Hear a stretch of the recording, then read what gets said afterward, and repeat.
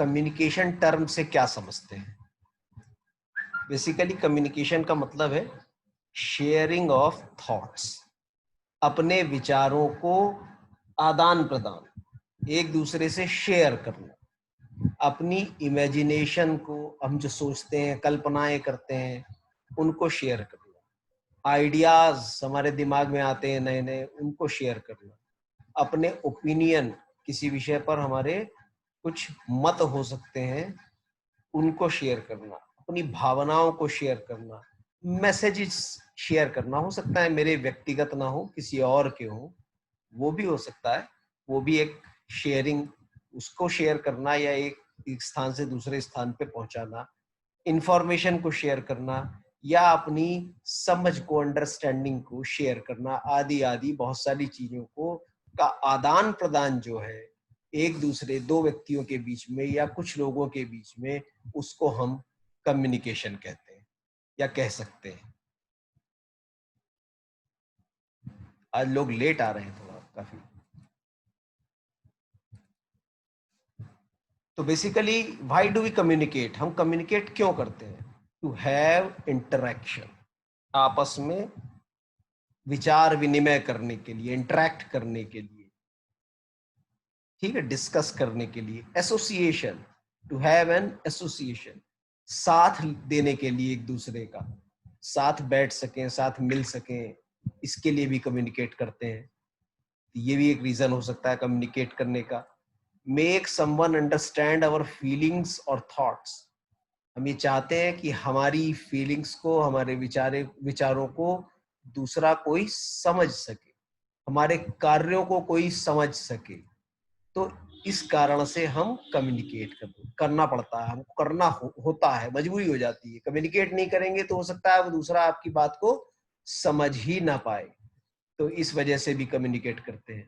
To control over a situation, किसी परिस्थिति के ऊपर नियंत्रण पाने के लिए हमें कम्युनिकेट करना होता है, एक्सप्लेन करना पड़ता है, बताना पड़ता है कि ये बात ऐसे क्यों की जा रही है। सपोज आप एक बॉस हैं कहीं पर और कुछ लोग आपके अंडर में काम करते हैं, तो आप जस्ट ऑर्डर पास करके साइडलाइन नहीं हो सकते कि ऐसा करो, क्योंकि सिचुएशन उससे बिगड़ सकती है, दूसरे सरप्राइज हो सकते हैं, हमें ऐसा करने को क्यों कहा जा रहा है। तो you need to communicate with them, आपको उनसे बात करनी ही पड़ेगी, समझाना पड़ेगा, अच्छे से समझाना पड़ेगा कि आपको ये ऑर्डर क्यों दिया गया है। Bring behavioural changes among the adolescents, जो अपने साथी लोग हैं एक तरह से, जो एडोलसेंस में खास तौर से, उनके जो व्यवहारिक परिवर्तन आ रहे हैं, उस परिवर्तन के आने में कम्युनिकेशन का भारी योगदान है। फैमिलीज के आपस में व्यवहार जो है, परिवारों के व्यवहार, उसमें जो परिवर्तन आ रहे हैं, उसमें कम्युनिकेशन का योगदान है।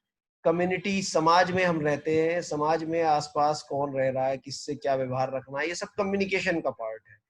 आपके सर्विस प्रोवाइडर, जो मतलब बेसिकली सपोज आप टेलीफोन कनेक्शन ले रहे हैं, तो वो आपसे कम्युनिकेट करता है, अपनी फीचर्स बताता है, अपनी चीजें अच्छे से बताता है कि भाई मैं ये फीचर दूंगा आपको, ये दूंगा आपको, ये दूंगा, वो कम्युनिकेट कर रहा है आपसे, तब आप उससे ले रहे हो। पॉलिसी मेकर्स जो हैं, बहुत सारे लोग, जैसे नेता लोग हमारे लिए पॉलिसी बनाते हैं। मोदी जी कंट्रोल करना चाह रहे हैं सिचुएशन को, हमारे प्रधानमंत्री महोदय, की भाई कोरोना ना फैले, तो वो डिफरेंट सीएम, चीफ मिनिस्टर्स के साथ कम्युनिकेशन कर रहे हैं, टीचर्स स्टूडेंट्स के साथ कम्युनिकेट कर रहे हैं।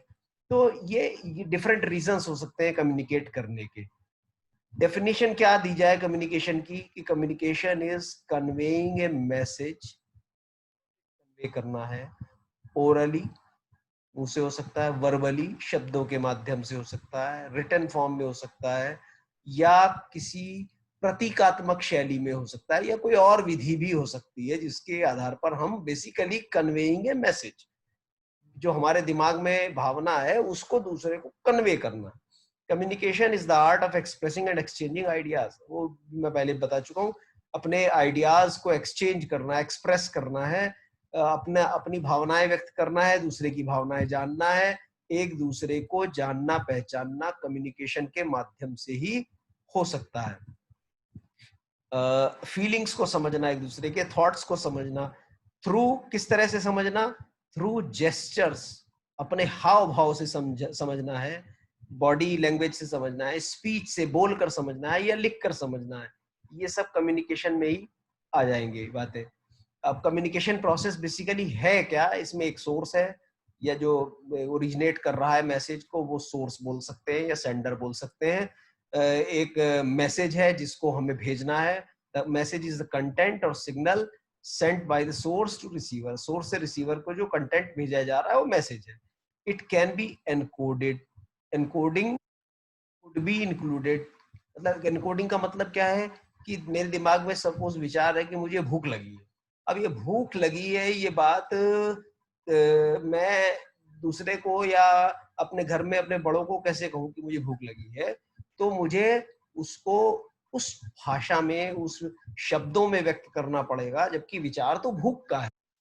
तो पेट की चीजें शारीरिक आवश्यकता है, उस आवश्यकता की पूर्ति के लिए मुझे कुछ शब्दों का चुनाव करना पड़ेगा, कुछ भाषा का चुनाव करना पड़ेगा, उस भाषा को बोलकर या लिखकर बताना पड़ेगा। तो ये सब चीजें कोडिंग में आ गई कि हम जो शब्दों में बदल रहे हैं, फिर उसे भाषा में बदल रहे हैं, उसको लिख रहे हैं या बोल रहे हैं, वो माध्यम का भी चुनाव कर रहे हैं। तो मैसेज एनकोडिंग हो सकती है उसमें। अब रिसीवर है दूसरा, रिसीवर वो है जो रिसीव कर रहा है आपके मैसेज को। अब रिसीविंग मैसेज को कर रहा है या सिर्फ एक क्या कहते हैं पैकेट ऑफ मैसेजेस है उसको कर रहा है, उसमें समझ कुछ नहीं आ रहा। सपोज जो मैं आपको कह रहा हूँ और एक तरह से मैं यहाँ से बैठा हुआ आप सभी को कुछ ना कुछ कम्युनिकेट करना चाह रहा हूँ, तो अगर मैं जो कह रहा हूँ वो किस तरह से, क्या मैंने इस्तेमाल किया, जूम ऐप को एक माध्यम बना लिया है। उस ऐप पर मैं कई फैसिलिटीज यूज कर रहा हूँ कि कुछ प्रिंटेड मटेरियल भी दे रहा हूँ, कुछ बोल भी रहा हूँ, कोई वीडियो भी आ रहा है। तो कई चीजें मैं उसमें डाल रहा हूँ, एम्बाइब कर रहा हूँ, उस माध्यम पे हो सकती है। अब आप वो चीजें सुन रहे हैं, सुनना एक बात हो गया, आपने रिसीव किया, सिर्फ रिसेप्शन ऑफ मैसेज हुआ। इसके बाद आप क्या करोगे, उसे इंटरप्रेट भी करोगे, उसको समझोगे भी। सपोज मैं कुछ कुछ शब्द ऐसे बोल जाऊं जो शब्द आपने जीवन में सुने ही ना हो, तो आप उसका मीनिंग नहीं समझ पाएंगे, उसका कोई इंटरप्रिटेशन नहीं होगा। अर्थात उसे आप अपने शब्द जो आपने सुना वो रिसीव तो किया मगर इंटरप्रेट नहीं किया, या यूं कह लो वो मैसेज जो मैंने दिया उस कठिन शब्द के माध्यम से एनकोड कर दिया था, आप उसे डिकोड नहीं कर पाए। तो मैसेज रिसीव होने के बावजूद भी इंटरप्रेट ना होने से कम्युनिकेशन कंप्लीट नहीं हुआ। अगर कंप्लीट नहीं होगा तो आप मुझे फीडबैक वापस नहीं दे पाएंगे कि मुझे आपकी बात समझ में आ गई है। तो ये चीज एक सोर्स हो गया, एक मैसेज हो गया, एक रिसीवर हो गया और एक चैनल हो गया। अब चैनल वो है कि जिस माध्यम का मैं प्रयोग कर रहा हूँ। जैसे यहाँ फिलहाल मैंने जूम ऐप का प्रयोग किया है। जूम ऐप इंटरनेट के माध्यम से चलता है, तो ये सारी चीजें माध्यम में आ गई। The sense use to send the message including body, more than one sense can be use. Example इसमें बहुत सारे हो सकते हैं, जैसे मैंने एक एग्जाम्पल आपको दे दिया है जूम ऐप का। तो चैनल बहुत सारे हो सकते हैं, डिटेल में फिलहाल नहीं जाऊंगा। कौन कौन आ रहा है?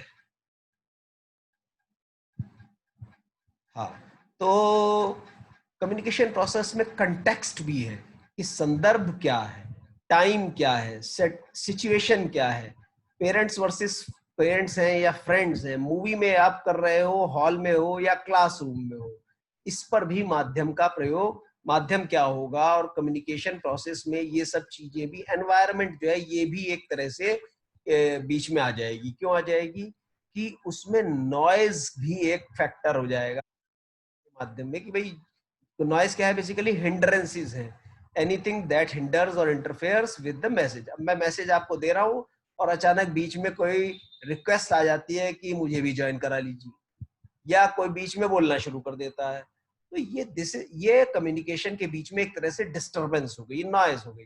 तो ये नॉइज कई तरह से डिस्ट्रैक्शन जो है, ये एक तरह से, या टायर्डनेस, थकान जो है, ये बीच में मैं सुन नहीं रहा, अनमना होके सुन रहा हूँ बात, मैं आपको कह रहा, एक आदमी दूसरे को कह रहा है, दूसरा उसको बस हाँ हाँ तो कर रहा है मगर कान में कुछ नहीं जा रहा, उसके दिमाग उसका कहीं और है। तो ये भी एक प्रकार का नॉइज है या डिस्टरबेंस है।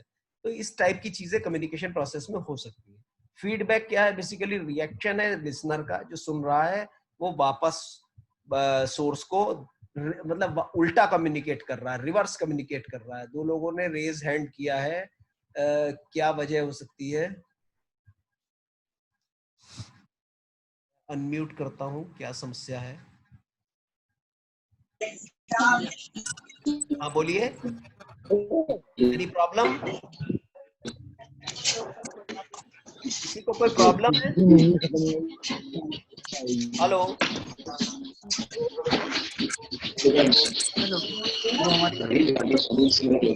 किसी को कोई प्रॉब्लम?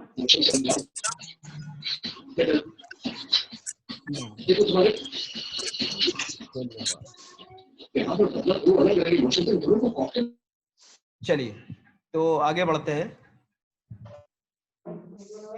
प्रोसेस हो गया। इसी प्रोसेस को ऐसे समझ लो एक डायग्राम के द्वारा कि यहाँ एक सेंडर है, इसको रिसीवर को मैसेज भेजना है किसी एक व्यक्ति को, तो वो सेंडर क्या करता है, उस मैसेज को जो उसके दिमाग में है एनकोड करता है। एनकोड मतलब कुछ कन्वर्ट कर लेता है ताकि उस सेंडेबल हो जाए, भेजने लायक हो जाए, और रिसीवर उसे रिसीव करके समझ सके। उस फॉर्म में ले जाना बेसिकली एनकोडिंग हो गई।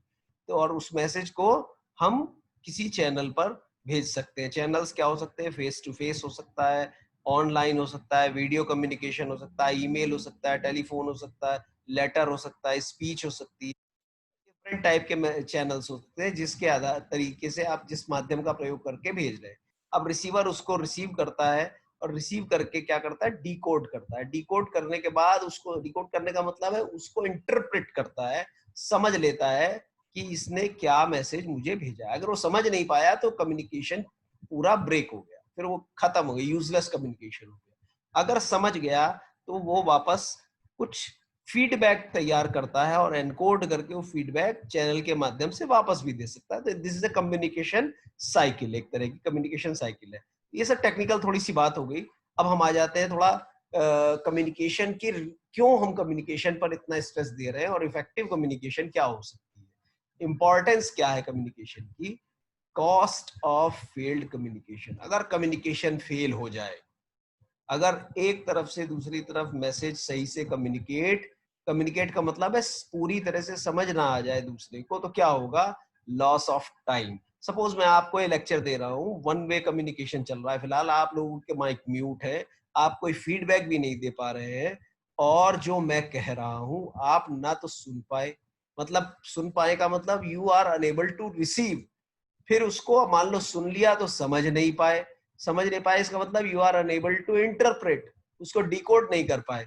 तो ऐसी स्थिति में लॉस ऑफ टाइम हुआ, पूरा 1 घंटा बर्बाद हो गया, पैसा भी बर्बाद, बिजनेस भी बर्बाद, सब बर्बादी बर्बादी है। लॉस ऑफ कॉन्फिडेंस दूसरी चीज है, लॉस ऑफ कॉन्फिडेंस, कि जो आदमी पढ़ा रहा है उसका भी कॉन्फिडेंस चला जाता है कि क्या क्या फायदा हुआ, इतना टाइम मैं पढ़ाता रहा और किसी ने ढंग से बात सुनी भी नहीं।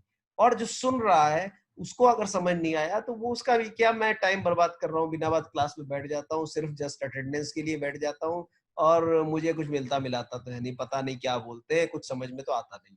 लॉस ऑफ रिस्पेक्ट, रिस्पेक्ट भी गई, पता नहीं क्या बोलते हैं, क्या पढ़ाते हैं, हमें तो समझ में आता नहीं है, होंगे अच्छे टीचर, हमें तो कुछ समझ नहीं आता है। लॉस ऑफ रिस्पेक्ट हो गया, ट्रस्ट खत्म हो गया, आपसी विश्वास भी खत्म हो गया। तो लॉस ही लॉस हो रहा है अगर कम्युनिकेशन फेल होता है। तो कितने इंपॉर्टेंट है बात, लॉस ऑफ रिलेशनशिप, आपसी व्यवहार खत्म है। अगर हस्बैंड वाइफ का आपसी कम्युनिकेशन प्रॉपर ना हो तो रिलेशनशिप लॉस्ट होती जा रही है, खराब ही होती जा रही है। बेहद जरूरी है कि एक व्यक्ति, दो दोस्तों के बीच में, एक दोस्त दूसरे को समझ सके, दूसरा पहले को समझ सके, एक दूसरे को कम्युनिकेट करें, फीलिंग्स शेयर करें, कौन सी चीज अच्छी लग रही है, कौन सी बुरी लग रही है, म्यूचुअली, वन वे नहीं हो सकता। ये एक ही समझाया जाए, समझाता जाए, एक कम्युनिकेट कर रहा है, दूसरा कम्युनिकेट कुछ भी नहीं कर रहा है। स्टाफ क्लाइंट के बीच में ऐसे ही कम्युनिकेशन लॉस ही लॉस होगा रिलेशनशिप का। तो ये हो गए बेनिफिट्स। क्या है बेनिफिट्स ऑफ गुड कम्युनिकेशन? इसका उल्टा ले लीजिए, फील गुड फैक्टर। आपने कोई बात, मैंने किसी टीचर ने स्टूडेंट्स को लेक्चर लिया और स्टूडेंट्स का फीडबैक आया कि सर बहुत बढ़िया लगा, मुझे तो बहुत फायदा हुआ, जैसे अभी एक दो स्टूडेंट कह रहे थे मुझे बहुत अच्छा लगा, तो आई एम फीलिंग गुड। तो फील गुड फैक्टर आ गया, मैं मोटिवेटेड फील करूंगा, मैं खुद मोटिवेट हो जाऊंगा, यार ये मैंने कम्युनिकेशन मेरा अगर हो रहा है तो जो मैं कहना चाहता हूँ, जो करना चाह रहा हूँ, वो दूसरी तरफ जा रहा है, तो मैं सफल हुआ, सफलता से मैं मोटिवेट होता हूँ। एम्पावर्ड, मुझे और ज्यादा शक्ति मिलती है, मैं कैपेबिलिटी और ज्यादा अपने अंदर फील करता हूँ। ये एक अच्छी स्थिति है। अगर मैं अच्छा कम्युनिकेट कर पा रहा हूँ, ये तभी संभव है, अन्यथा संभव नहीं है। लिसन, अंडरस्टैंड, बेनिफिट्स क्या है? Listen, understand, do job well, assume responsibility. ये क्रम है कम्युनिकेशन का, कि पहले सुनो, फिर समझो, फिर करो, और अपनी जिम्मेदारी को समझो। ये पूरी तरह से एक कम्युनिकेशन के ये सारी क्वालिटीज भी है लीडरशिप की, ये डेवलप होती हैं गुड कम्युनिकेशन से। तो गुड कम्युनिकेशन सिर्फ ये नहीं, कम्युनिकेशन में देखो मैंने बताया कि एक सेंडर है और एक रिसीवर है। अगर रिसीवर नहीं होगा तो सेंडर ही सेंडर होगा, तो भी कोई कम्युनिकेशन नहीं है। वन एक तरफी बात हो गई, मैं बोले जा रहा हूँ, आप कोई सुन ही नहीं रहा। मान लो सब यहाँ से डिलीट करके हट जाओ, लीव कर दो मीटिंग को, तो मैं किसे कम्युनिकेट कर रहा हूँ? तो रिसीवर का पार्ट भी बहुत इंपॉर्टेंट है। जितना आप ध्यान दे रहे हैं या रिसीवर ध्यान दे रहा है, जितना वो ग्रास्प कर रहा है, कम्युनिकेशन की सक्सेस वहां पे होती है। तो सिर्फ बोलना कम्युनिकेशन नहीं है, you have to be good listener also. अगर आप अच्छे श्रोता हैं तो भी आप एक अच्छे कम्युनिकेटर हैं, क्योंकि एक अच्छा कम्युनिकेटर ही वक्ता भी अच्छा होगा और श्रोता भी अच्छा होगा। Share information, work well together, ये सारे लाभ हो रहे हैं। हम लोग टीम वर्क में अच्छा काम करते हैं, म्यूचुअल रिस्पेक्ट बढ़ती है, ट्रस्ट बढ़ता है, वी लाइक ईच अदर, और हमारा समय भी बचता है। मोनिका पॉल, एक मिनट अनम्यूट कर देता हूँ। हाँ मोनिका,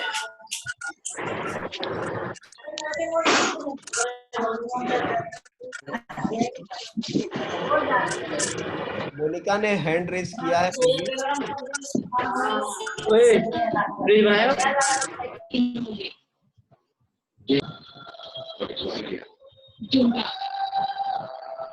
हैंड रेज किया था किसी ने?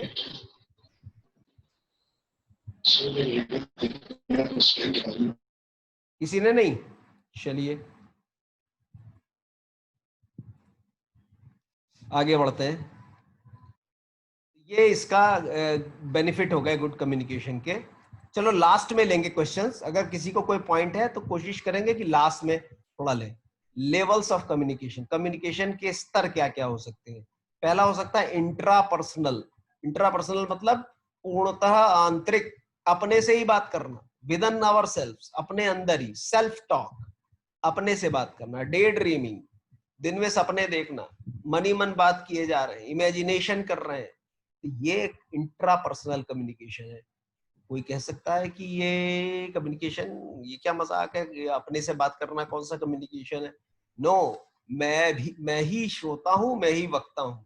अपनी ही बातों को समझने के लिए, क्लैरिफाई करने के लिए self talk is very important.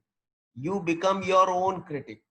अपने रिसीवर और सेंडर खुद ही बनिए, खुद मैसेज दीजिए कि चलो मैं ये करूंगा, फिर खुद ही क्रिटिसाइज करो कि अगर ये करोगे तो गड़बड़ हो जाएगी, इसमें ये नुकसान है, इसमें ये फायदा है। तो you are giving questions also and giving answers also, तो दोनों चीजें आप कर रहे हैं। लेकिन जो मोस्टली कम्युनिकेशन का पार्ट नजर आता है, दैट इज इंटरपर्सनल, दो व्यक्तियों के बीच, face to face interaction between two और मोर पीपल, दो या दो से अधिक लोगों के बीच का जो फेस टू फेस कम्युनिकेशन है, बेसिकली हम उसको कम्युनिकेशन में कह रहे हैं। अब ये so that they can mutually effect, interpersonal में बेसिकली एक दूसरे को प्रभावित करते हैं। इसके भी और प्रकार हो सकते हैं, जैसे पब्लिक कम्युनिकेशन, कि one person does most of the talking, जैसे मैं इसमें मोस्ट ऑफ द टॉकिंग कर रहा हूँ, जो अभी हो रहा है पब्लिक कम्युनिकेशन हो रहा है, मैं ही बोल रहा हूँ, बाकियों के माइक बंद किए हुए, others are just listeners. Teachers जैसे कर रहे हैं, लॉयर्स कर रहे हैं, पॉलिटिशियंस कर रहे हैं, नेता बोल रहे हैं, उनका माइक चल रहा है, मोदी जी की स्पीच आ रही, मन की बात में सब अपने अपने घरों में टीवी में देख रहे हैं, this is public communication.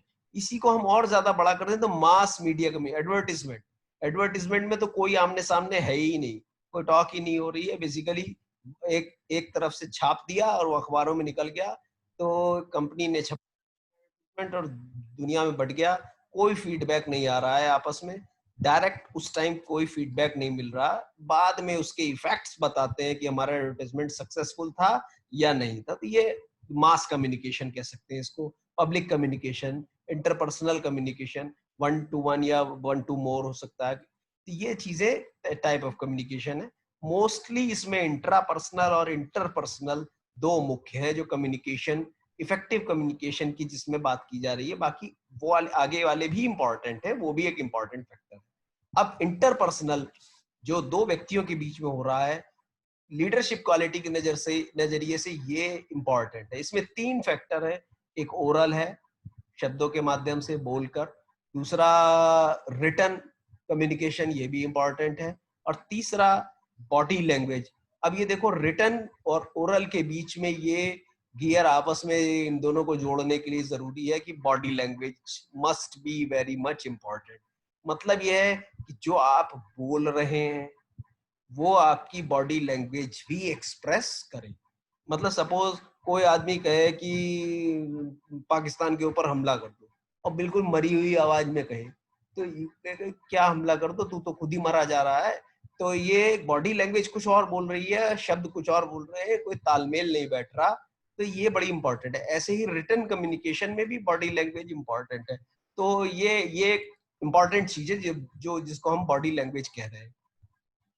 Communication without feedback is incomplete. अगर साइकिल नहीं होगा, अगर फीडबैक नहीं आएगा, तो कम्युनिकेशन इनकम्प्लीट ही माना जाता है। हालांकि वन कम्युनिकेशन हो तो गया है, सेंडर ने रिसीवर को मैसेज, रिसीवर ने समझ भी लिया हो, लेकिन अगर फीडबैक नहीं आया तो कम्युनिकेशन साइकिल के रूप में कंप्लीट नहीं हुआ, और उसके जो after effects, positive after effects या नेगेटिव आफ्टर इफेक्ट्स आने चाहिए थे, वो कंप्लीटली नहीं आएंगे। अब कम्युनिकेशन स्टाइल्स है, कुछ बड़ी इंपॉर्टेंट है ये इफेक्टिव कम्युनिकेशन के नजरिए से। 3 communication styles are known to be there. Number 1, aggressive communication। दूसरा है पैसिव कम्युनिकेशन। एग्रेसिव मतलब आक्रामक, पैसिव मतलब ढीला ढाला, और बड़ा नेगेटिविटी के साथ ढीला ढाला कह सकते हो, लूज कम्युनिकेशन है एक तरह का। और तीसरा है असर्टिव। ये असर्टिव तो तीसरे टाइप की चीज, मीनिंग भी समझ में आ जाएंगे। असर्टिव क्या है? दूसरे पे चढ़ के अपनी बात मनवा ही लेना। असर्टिव इज बेसिकली वो चीज। एग्रेसिव में क्या आता है कि जो motto and belief is very important. One should be like me. Motto और बिलीफ क्या होता है बोलने वाले का, कम्युनिकेटर का, कि दूसरा एवरीवन शुड बी लाइक मी, जैसा मैं सोच रहा हूं सब वैसा ही सोचें। अब ये एक बड़ी अजीब सी बात है कि भाई जो मैं बोल रहा हूं बस सुनो चुपचाप। ये अग्रेसिव वे है। हर आदमी जो मैं कह रहा हूं वही करे, जो मैं सोचता हूं वही माने। दूसरी चीज इसमें उसका बिलीफ क्या होता है बोलने वाले का, आई एम नेवर रॉन्ग, मैं कभी गलत हो नहीं सकता, जो मैं कह रहा हूँ वही सही है। ये एग्रेसिव कम्युनिकेशन की बैकग्राउंड है। I have got rights but you don't have. मतलब एग्रेसिव कम्युनिकेटर क्या करता है कि वो अब सारे अधिकार अपने पास है, मेरे पास, मैं ही बोलूंगा, बस चुप रहिए सब। कोई क्लास में बोला निकाल के बाहर कर दूंगा, कोई हिलेगा भी नहीं, चू नहीं करेगा। तो इट इज समथिंग लाइक, ऐसे टीचर्स एग्रेसिव टीचर्स है, वो एग्रेशन में है। दूसरा इसमें कम्युनिकेशन जो एग्रेसिव का है उसमें कम्युनिकेशन स्टाइल क्या है? क्लोज माइंडेड स्टाइल है। उसने अपने दिमाग को एक बक्से में बंद कर लिया है कम्युनिकेटर ने, और उससे बाहर कुछ नहीं है। पुअर लिसनर है ये कम्युनिकेटर है, वैसे तो बोल रहा है, वक्ता है, कह रहा है, मगर he is a poor listener. Listener अगर पुअर है तो फीडबैक लेने को तैयार ही नहीं है। फीडबैक नहीं लेगा तो कम्युनिकेशन साइकिल कंप्लीट नहीं होगा। तो एग्रेसिव कम्युनिकेशन साइकिल की ये ड्रॉबैक है। Has difficult in seeing the other persons point of view. दूसरे व्यक्ति के, जिसको रिसीवर के पॉइंट ऑफ व्यू वो सुनना ही नहीं चाहता या सुन ही नहीं सकता, वो उसके लिए मुश्किल है, वो नहीं सुनेगा बिल्कुल। तो ये इस एग्रेसिव कम्युनिकेशन की समस्या है। फिर चौथी चीज है इंटरप्ट्स। कम्युनिकेशन इंटरप्ट्स को बिल्कुल झेल नहीं सकता, मोनोपोलाइज कर लेता है वो। बिल्कुल मोनोटोनी है, वन वे कम्युनिकेशन है, बाकी सब साइलेंट रहिए, यही मैं ही बोलूंगा। इफेक्ट आपको समझ में आ रहा है तो ठीक, नहीं समझ में आ रहा है तो ठीक। जस्ट एक तरह का लेक्चर डिलीवरी है वो एग्रेसिव कम्युनिकेशन, कह सकते हैं वो भी तानाशाही के तरीके से। एग्रेसिव कम्युनिकेशन की और भी समस्याएं हैं। बिहेवियरल प्रॉब्लम, बिहेवियरल समस्याएं क्या है? पुट्स अदर्स डाउन, दूसरे व्यक्तियों को हमेशा नीचा दिखाएगा। कम्युनिकेटर जो है श्रोताओं को तुम्हें कुछ नहीं आता, तुम्हें कुछ नहीं आता। तुमने कोई अगर किसी सपोज एक टीचर को ही ले लीजिए, क्योंकि हम स्टूडेंट टीचर हैं, और आप में से कोई क्वेश्चन पूछे, शट अप बैठ जाइए, आपको कुछ नहीं आता, तुमने वो पढ़ा था नहीं पहले, तुम्हें वो नहीं आता तो ये कैसे आएगा, तो बस दूसरे को नीचा दिखा दिया। तो ये एग्रेसिव तरीका है, डोमिनेट करता है वो, दबाव, तानाशाही, ये बिल्कुल डोमिनेंस मेरा ही है, मेरा रूल चलेगा, बॉसी नेचर है। ये एग्रेसिव कम्युनिकेशन की समस्याएं हैं। एग्रेसिव में नॉन वर्बल क्यूज क्या है इसके? नॉन वर्बल का मतलब जो चीजें बॉडी लैंग्वेज से नजर आती हैं उनको हम नॉन वर्बल कह रहे हैं। ही पॉइंट आउट करेगा, उंगली दिखा दिखा के बात करेगा। ऐसा व्यक्ति एग्रेसिव कम्युनिकेटर है, किसी को पॉइंट आउट करेगा, तुम बताओ, तुम बताओ। तो ये इस तरह की पॉइंटिंग, उंगलियों को बार बार हिलाना। फ्राउनिंग है, फ्राउनिंग मतलब बॉडी उसकी अकड़ी रहेगी काफी ज्यादा। स्टेयर्स, लाउड होगा, बहुत चीख चीख के जोर से बोलेगा। येलिंग डाउन वॉइस मतलब गुस्से वाली वॉइस होगी। इस टाइप की ये नॉन वर्बल क्लूज हैं इसके एग्रेसिव कम्युनिकेटर के। पैसिव कम्युनिकेशन की क्या स्थितियां हैं, इनके मोटोज क्या हैं और बिलीव्स क्या हैं? Don't express your true feelings. अब पैसिव कम्युनिकेटर क्या है? वो डर रहा है, वो बात को बताने में डर रहा है, वो अपनी फीलिंग को ही नहीं शेयर करता, वो उसको अपने आप को छुपाता है, इंट्रोवर्ट टाइप का। Don't disagree. अगर आपने काउंटर कर दिया, दूसरे व्यक्ति ने, रिसीवर ने, तो वो काउंटर के ऊपर काउंटर नहीं करेगा, डिसएग्री नहीं करेगा। दूसरे ने तो मुझे तो, इसने तो क्वेश्चन पूछ लिया मुझसे, अब मैं क्या कहूँ, मेरे पास तो कोई जवाब हो नहीं सकता है, तो घबरा जाता है basically. Others have more rights than I do. ये हमेशा सोच, मेरे में दम नहीं है, दूसरा व्यक्ति जो पूछ रहा है इसको ही ज्यादा पता है, इनके पास ज्यादा राइट्स हैं, अगर ये क्वेश्चन पूछ लेंगे तो मेरी हालत खराब होने वाली है। उनकी तरफ से अगर कोई पॉइंट आउट हो गया तो मेरे पास कुछ भी ऑप्शन नहीं बचेगा। मतलब बहुत ज्यादा अंडर कॉन्फिडेंट व्यक्ति है बेसिकली पैसिव कम्युनिकेटर। जो कम्युनिकेशन स्टाइल इसकी कैसी है? इनडायरेक्ट है, डायरेक्ट कभी बात ही नहीं करेगा। ऑलवेज एग्री, आपकी जो रिसीवर की तरफ से फीडबैक आएगा उस पर तुरंत एग्री कि हाँ ठीक है भाई, आप सही कह रहे होंगे, मुझे नहीं पता। डजंट स्पीक अप, वो बताता ही नहीं है कुछ ज्यादा कुछ। तो पैसिव स्पीकर जो है बहुत ज्यादा कुछ बोलता नहीं। हेजिटेंट, हेजिटेशन है उसको, बहुत ज्यादा हिचक है उसके अंदर कुछ भी बताने के लिए। बिहेवियरल साइन क्या है इसके?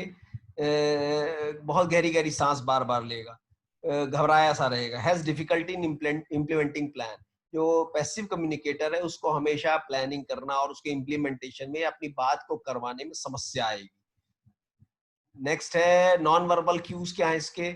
नॉड्स हेड ऑफन, बार बार गर्दन बहुत हिलाता है। हाँ, मतलब किसी ने कुछ कहा तो उसकी बात को हाँ में बार बार गर्दन हिला हिलाकर मानना शुरू कर देगा। बहुत ज्यादा बॉडी हिलाकर एग्रीमेंट में चला जाएगा दूसरे के। लैक ऑफ फेशियल एक्सप्रेशन, उसके चेहरे पे हाव भाव ना के बराबर है, बिल्कुल घबराया सा व्यक्ति है, सिंपल और मतलब बहुत ज्यादा एक्सप्रेसिव नहीं है जिसे कहना चाहिए, लॉस्ट है एक तरह का वो व्यक्ति।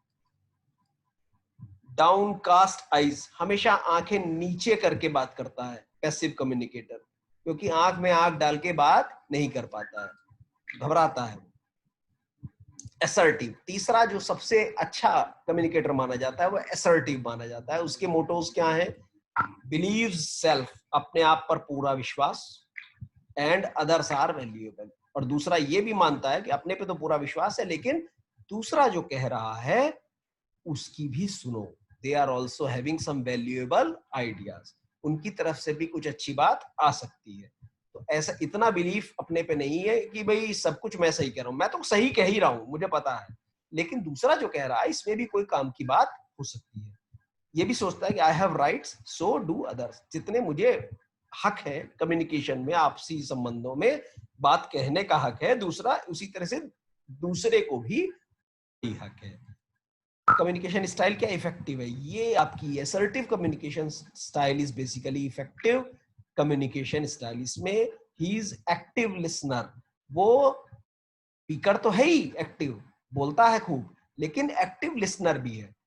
ये सिर्फ ये कहेगा कि मैं अपनी बात पूरी कर लूं फिर मैं आपकी बात सुनता हूँ। अपनी बात उसने कह दी तो कहेगा हाँ अब आप कुछ कह रहे थे अब आप कहिए, तो आपकी बात पूरी ढंग से सुनेगा फिर उसका जवाब देगा। तो ये उसकी क्वालिटी है असर्टिव कम्युनिकेटर की या इफेक्टिव कम्युनिकेटर की। चेक्स ऑन अदर्स फीलिंग्स, दूसरे की भावनाओं का भी ध्यान रखेगा, दूसरे साइड जिससे कम्युनिकेट कर रहा है वो।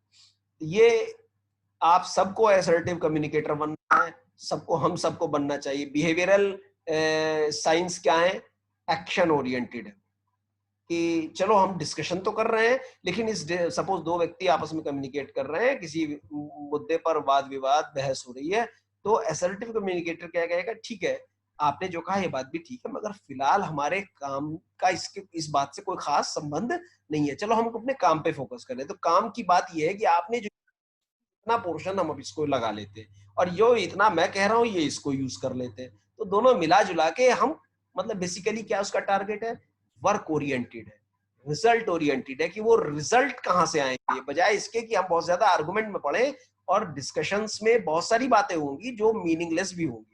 तो मीनिंगलेस बात अच्छी होने के बावजूद भी फिलहाल काम से उसका कोई संबंध नहीं है, तो रियलिस्टिक है इन एक्सपेक्टेशंस, उसकी अपेक्षाएं दूसरे से जिससे वो कम्युनिकेट कर रहा है वो वास्तविक धरातल पे है, काल्पनिक नहीं है कि मैं तो देखो ऐसे ही रहूंगा जैसा मैं हूं, तुम काल्पनिक रूप से आदर्श ऐसे हो जाओ। ऐसा बिलीफ वो नहीं करेगा, वो कहेगा मैं जैसा हूं यार, मेरे अंदर भी कुछ कमियां हैं, कुछ तेरे अंदर भी हो सकती हैं, let us communicate on the level ground, कि बराबर के धरातल पे खड़े होके बात करते हैं, कुछ कमी तुम में है कुछ मुझ में है, लेट अस डिस्कस, और हम कोशिश करते हैं कि किसी तरह से सामंजस्य स्थापित कर ले। कंसिस्टेंट रहता है, अपनी बात पे टिका रहता है कि हाँ जो मेरा स्टैंड है वो आज भी यही है, कल भी यही है, परसों भी यही है, हाँ कोई बात सही होगी तो I will change it. Non verbal cues क्या है इसके? मतलब बॉडी लैंग्वेज के नजरिए से ओपन है, खुली बात करने में विश्वास रखता है, नेचुरल जेस्चर्स है, बहुत ज्यादा हाथ पैर नहीं, उंगलियां नहीं दिखाएगा, हाथ पैर नहीं फेंकेगा, मूवमेंट्स होंगे, डायरेक्ट होगा, बात सीधी सीधी करेगा, आई कांटेक्ट रख के बात करेगा, घबराहट नहीं होगी, ना